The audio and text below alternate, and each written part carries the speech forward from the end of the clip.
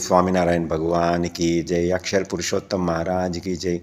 गुणातीतानंद स्वामी महाराज की जय। भगत जी महाराज की जय। शास्त्री जी महाराज की जय। योगी जी महाराज की जय। प्रमुख स्वामी महाराज की जय। प्रस्थ प्रकट गुररी महान स्वामी महाराज की जय। सूरत अक्षरधाम महोत्सव की जय जय जय। మనం ఉంటున్న ఈ బ్రహ్మాండ వాసులము చాలా చాలా అదృష్టవంతులం. ఎందుకంటే సాక్షాత్తు పురుషోత్తమ నారాయణుడు గురు బ్రహ్మ గురు విష్ణు గురుదేవో మహేశ్వర గురు సాక్షాత్ పరబ్రహ్మ. ఆ పరబ్రహ్మ మనముంటున్న ఈ బ్రహ్మాండంలోకి 1781 సంవత్సరంలో అయోధ్య దగ్గర చెప్పయ్య గ్రామంలో రాత్రి 10 గంటల 10 నిమిషాలకి 3 ఏప్రిల్ రోజు జన్మం తీసుకొని ఆ తర్వాత ఆయన పేరుని హరికృష్ణ ఘనశ్యాముల్లాగా నామకరణ మార్కాయనముండి ద్వారా చేయడం జరుగుతుంది. వారు 4 సంవత్సరాల లోపే ఆ బాలుణ్ణి ఘనశ్యాముని చూసిన వాళ్ళందరికీ సమాధి స్థితి కలిగేదన్నమాట. అష్టాంగ యోగ సిద్ధంలో యమ నియమ ఆసన ప్రాణాయామ ప్రత్యాహార ధ్యాన ధారణ సమాధి స్థితి 8 మెట్లు ఎక్కడం చాలా కష్టం. ప్రత్యాహారలో ఫెయిల్ అయింది రావణాసురుడు. చెవిలో చిన్న మాటలు విని చెల్లెలు చెప్పిన మాటలు విని వేదాలకి భాష్యం రాసిన రావణుడు కూడా ప్రత్యాహార అయిన యమ నియమ ఆసన ప్రాణాయామ ప్రత్యాహార 5వ మెట్టు దాటలేకపోయాడు. విశ్వామిత్రుడు మేనక వచ్చినప్పుడు ఆ 5వ మెట్టు అయిన ప్రత్యాహార దాటలేకపోయాడు, ధ్యానం చేయలేకపోయాడు. దుర్యోధనుడు ధ్యానం చేయలేకపోయాడు. హిరణ్యకశిపుడు ధ్యానం చేయలేకపోయాడు. కంసుడు ధ్యానం చేయలేకపోయాడు. అలాంటి సమాధి స్థితిని 4 సంవత్సరాలలోనే తనను చూసిన వారికి కలిగించే చేశాడు ఆ ఘనశ్యాముడు.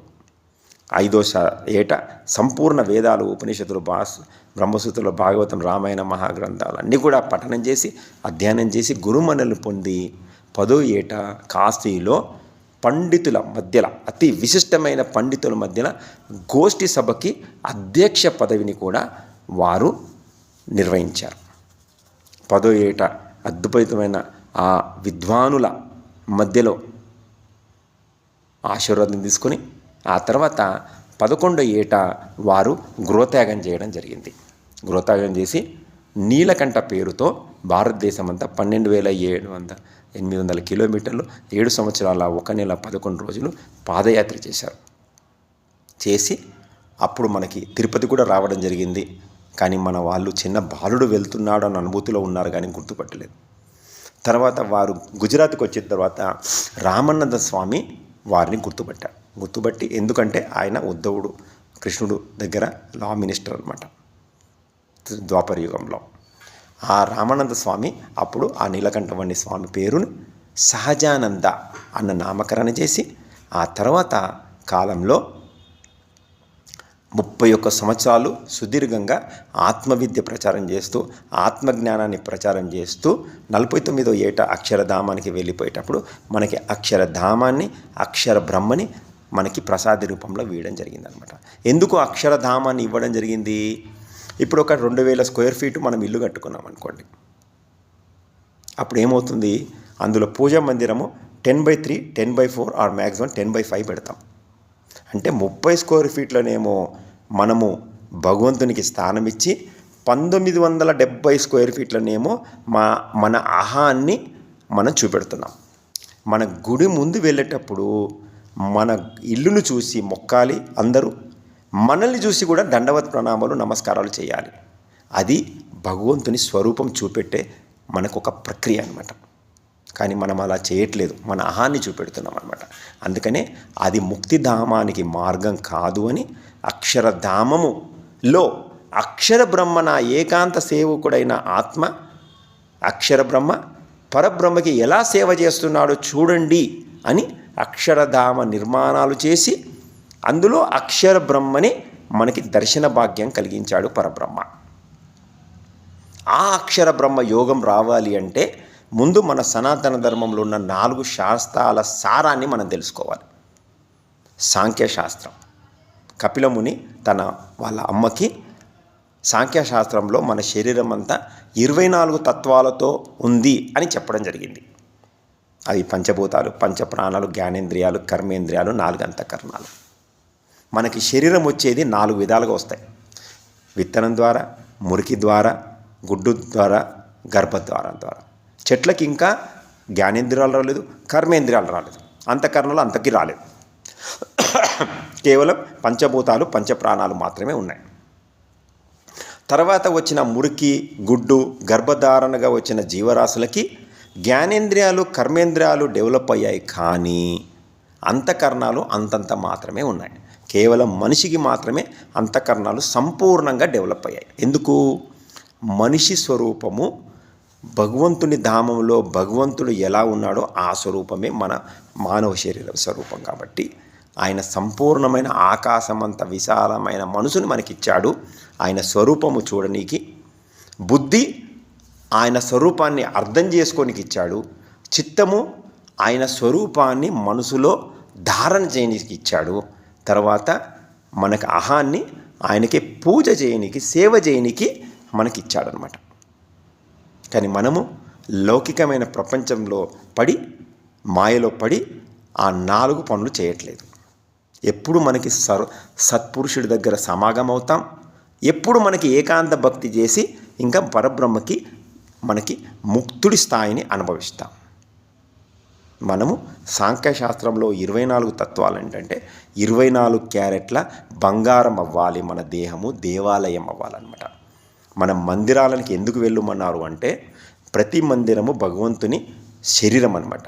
హనుమంతుడి గుడికి వెళ్తే హనుమంతుడి శరీరము, వెంకటేశ్వర స్వామి గుడి వెళ్తే వెంకటేశ్వర స్వామి శరీరం అనమాట. అలా శరీరం లోపలికి, భగవంతుని శరీరం లోపలికి వెళ్తున్నామన్న అనుభూతి వస్తేనే మన శరీరంలోకి అంతర్ముఖం అయ్యే అవకాశము, ప్రయాణము మొదలవుతుంది అనమాట.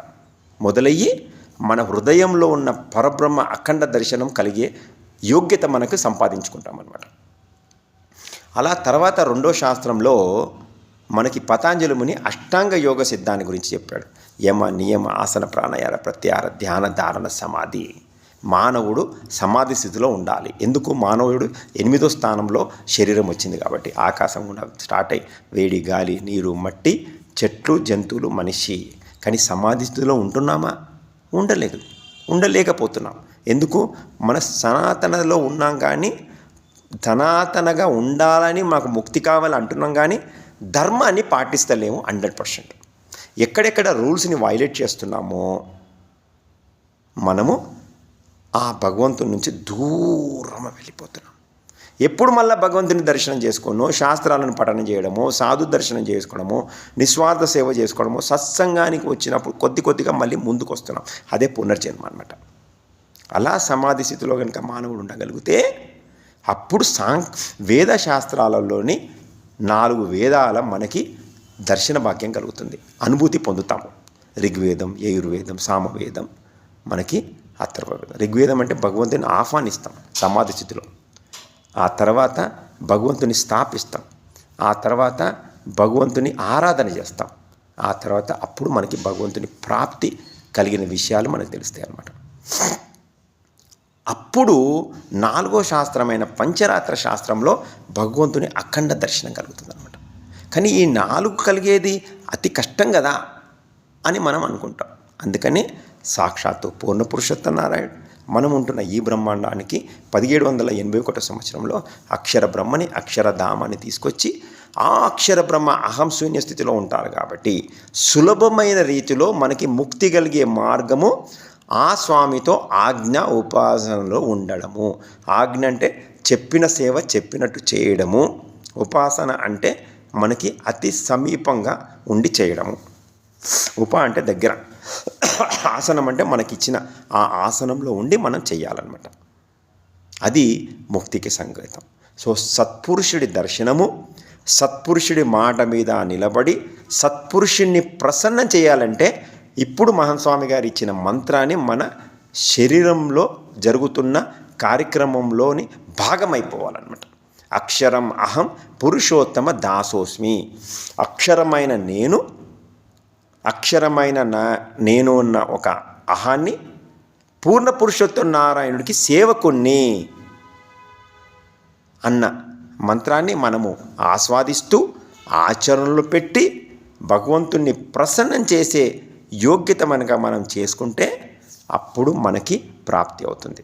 మరి సత్పురుషుని సమాగమం అవ్వాలంటే అంత ఈజీయా కాదు. ఫస్ట్ మనము కంటి ధారణ చేసుకోవాలి.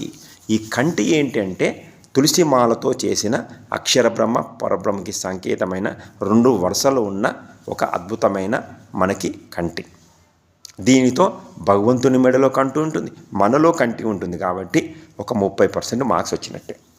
తర్వాత రోజు నిత్య పూజ చేసుకోవాలి. ఆ స్వామి ఎలా చేస్తాడో అదే పద్ధతిలో, సద్గురువులు ఎలా చేస్తారో అదే పద్ధతిలో, సాధువులు ఎలా చేస్తారో అదే పద్ధతిలో మనం భక్తుల కార్యకర్తలను కూడా అదే పద్ధతి ప్రకారం చేయాలి. అప్పుడే భగవంతునితో సమాగమం అవుతాం. ఇంకో 30% కలుస్తుంది.